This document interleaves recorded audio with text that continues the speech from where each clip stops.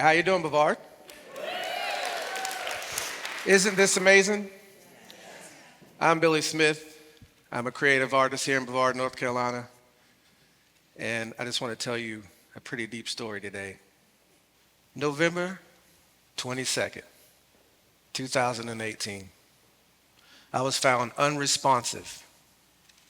Rushed to the hospital to find out that I was in diabetic ketoacidosis with a blood sugar of 1900.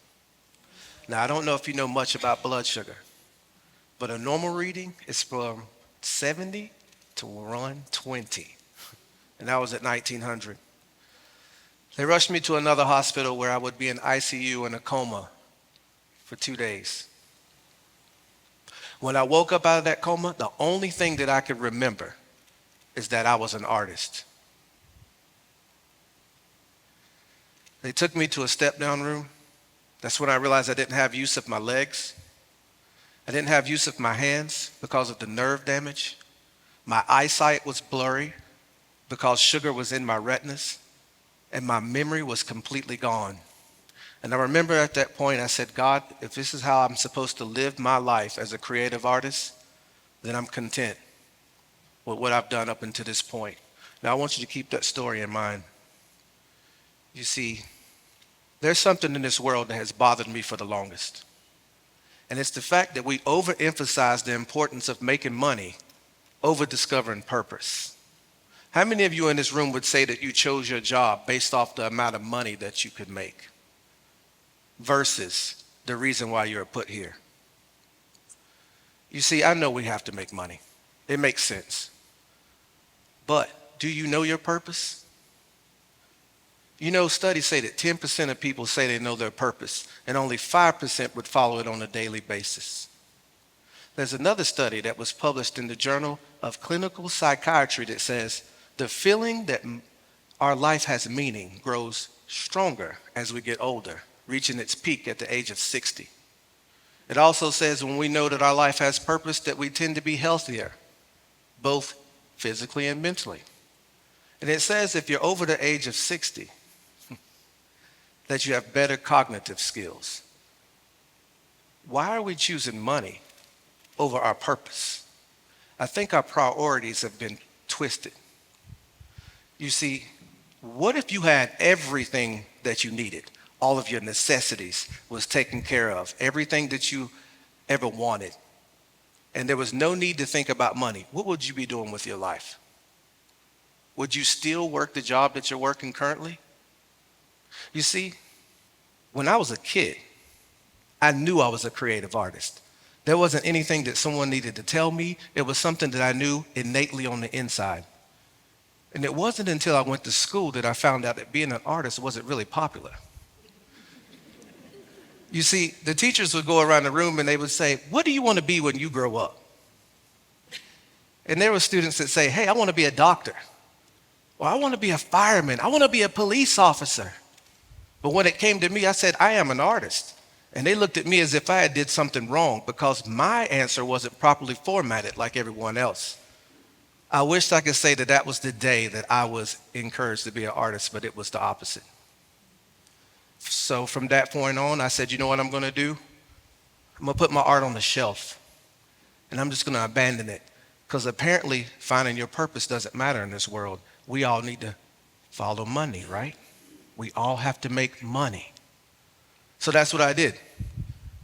After school, I went right into the workforce, began working, and I worked many different jobs, fast food, I worked landscaping. None of it was making the right amount of money. So then I ended up in this place, this plant, building truck axles for 18-wheelers. And I thought, hey, my dad took care of a family of 6 on one income. This must be the grail for me. But it wasn't. Every day that I walked into that place, I felt like I was dying on the inside. I would go in that work and I just dread it. I would hate it. Some nights I had to drink bottles of Immatrol in order to just keep working. So I realized that something is wrong. There's a deep chasm that just kept growing and growing on the inside of me. And no matter the amount of money that I made, it wouldn't fill this empty void. So I quit. And I walked outside and I said, what are you doing? You just quit your job. How are you going to pay for everything? And I hear the voice of God say, use your hand. But I ignored it. And I left. I lost everything I had. I moved back home and I went into a deep, dark depression. Actually, this depression had started when I was told I couldn't be an artist. And there I was, spiraling deep. No matter what I did, this pain was there. Some days I wouldn't even get out of bed. Sometimes I would have anxiety attacks, and I would have 6 of them, up into 6 a week. Sometimes I would grab a pistol and go out in the woods and just contemplate killing myself, but I couldn't bring myself to do it. The pain was so bad, I just wanted it gone. I didn't know what to do, so I started using drugs. Any drug that I can find that my friends were doing or whatever to get me as high as possible so I wouldn't think about this pain anymore. But you know what? No matter how high I got, every time I came back down, the pain was still there. As a matter of fact, it had gotten worse. So I said, hey, there must be something to these drugs, right? I have to make money, so I started selling drugs. Anything that I could, I started selling to make as much money as I could. Was doing a pretty decent job. And then I said, you know what? I'm tired of buying this from people. I'm going to start growing this myself. So I started manufacturing. And eventually I got busted and became a convicted felon. And once you become a convicted felon, you're a throwaway. You're no longer used in society. So here I was at the bottom of the barrel now, actually underneath the bottom of the barrel, a black man who was uneducated, who was poor, and now a convicted felon. I was a perfect candidate for the cradle to the prison pipeline system. If you don't know what that is, you should look it up. It's where the prisons are designed for people who are in situations like me. So I'm at the bottom. How do I get out? This is a place you don't escape, but I hear the voice of God say again, use your hand. I returned to my faith at this time, and I listened.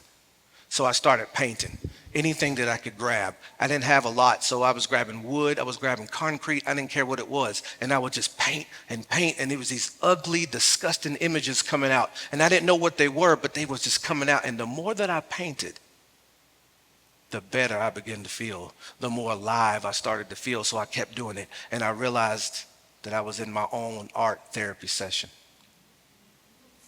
So I decided from that point, I need to walk from Pisgah Forest to Brevard, set up on the side of the street, sell my art. I said, I think there's something inside of me that people need to see. And I ended up in this place called the Phoenix. But before it was named the Phoenix, it was called the Quarry. And this is where all the musicians would come and play. And I was just always drawn to music. So I was like, I pull out my sketchbook and I'm like, man, this is amazing what's happening. So I start drawing. And next thing I knew, I was drawing a crowd of people. And I'm like, why is all these people coming around me? Why are they drawn to me and saying how wonderful I am, a convicted felon? So I put my art in this gallery. And this lady found me. She said, if you can paint some paintings, I'll sell them for you in my gallery. And I did. And one sold within 2 hours of being there. Now simultaneously, I had put some work in the Phoenix. And the very first painting I had sold to somebody who's in this room right now, who's seen something in me, who encouraged me. So eventually this gallery closed. And we find ourselves back in the Phoenix. Now, why am I saying Phoenix? There was new ownership, new leadership came in, and they said, well, let's change the name of this place. Let's rebrand. The gallery that closed, we brought all of the art there, put them on the walls. And then they said, I want you to change this front. I want you to paint these phoenixes. And they didn't realize what they were asking me to do. They didn't understand the significance of what they were telling me to paint, because I was that phoenix who was rising from the ashes. This was the first mural ever done. From there, I ended up painting Brevard's largest white squirrel.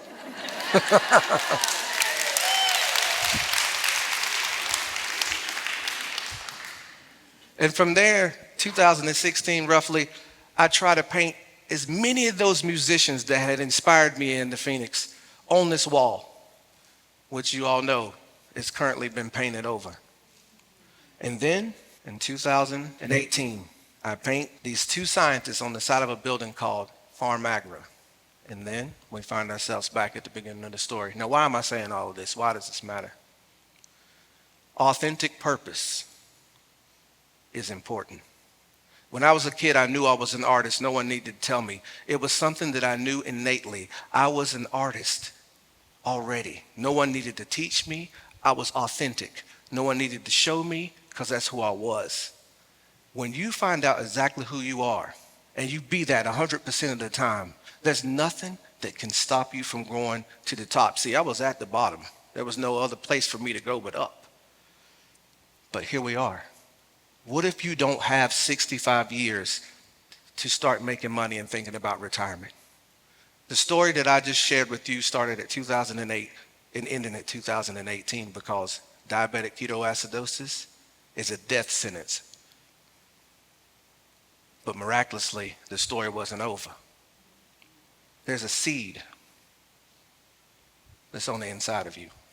I need everyone in this room to know that you have a seed that's on the inside of you. You need to discover what that seed is. That is your authentic purpose. And once you discover your authentic purpose, there's nothing on this planet that can stop what it is that you're supposed to do with your life. It will attract prosperity. It will attract everything that you need. If you need people to help you, believe in you, take that thing that's on the inside of you to the next level. Believe you me, you have already met these people if you are on your authentic purpose in life. But there's a seed, and it needs to be buried. And once you bury the seed, that's when you die. Death. And once you die this sacrificial death to your artificial wants and desires, only then does the rat race in your mind cease and you become clear and you start to understand what that purpose is on the inside of you. You start to know exactly what it is that you're supposed to do with that purpose that's on the inside of you. And then once you sprout from the ground, I'm going to tell you, a lot of people will discourage you. They'll tell you you're not good enough. They'll say, hey, you can't be an artist. Starving artist, remember, you're not good. You've come from a broken family or a poor family. You're not worth it. Don't listen to them because you know what it is? It's BS. And what is BS really? It's fertilizer.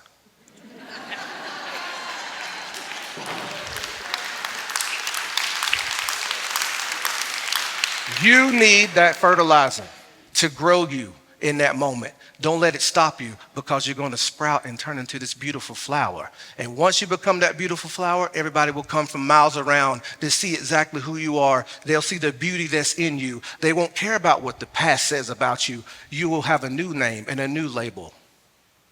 And then if you keep on going, you begin to produce a fruit.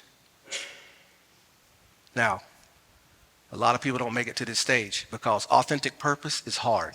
It's hard. It's not an easy task, but you need to do it because it's easier to work a 9-to-5 than it is to create a 9-to-5. So what am I doing now? I'm a fruit, but what's on the inside of fruit? There's seeds. In my life now, I plant seeds everywhere I go. I try to help different artists. I try to go into the schools. With the Transylvania Community Arts Council, we have Arts in Schools program where I'm in front of children every day and I'm telling them, this is who you are. Don't allow anybody to tell you or sway you to choose a career that fits their description of your life. Be exactly who it is that you are. And also, we have classes with Carolina Creative Arts that me and my wife started, who just sung. And we do art camps and we tell these kids every day, find your creative voice. Be who you are. Creativity is needed. Art is needed in this world. A lot of people say, well, you know, artist is not good. But I'm going to tell you right now, you would have never made it here. Everything that you're wearing, everything that you can tangibly touch with your hands had to first be designed by an artist. So starving artist is a lie. The next time you hear someone tell you that starving artist is real, you tell them what I just said. we would have nothing. This building had to be designed before it was built. So I'll leave you with this. I painted on the inside and the outside of buildings. I've been in magazines, and I've been on television. And today, I speak in front of large groups of people. Thank you.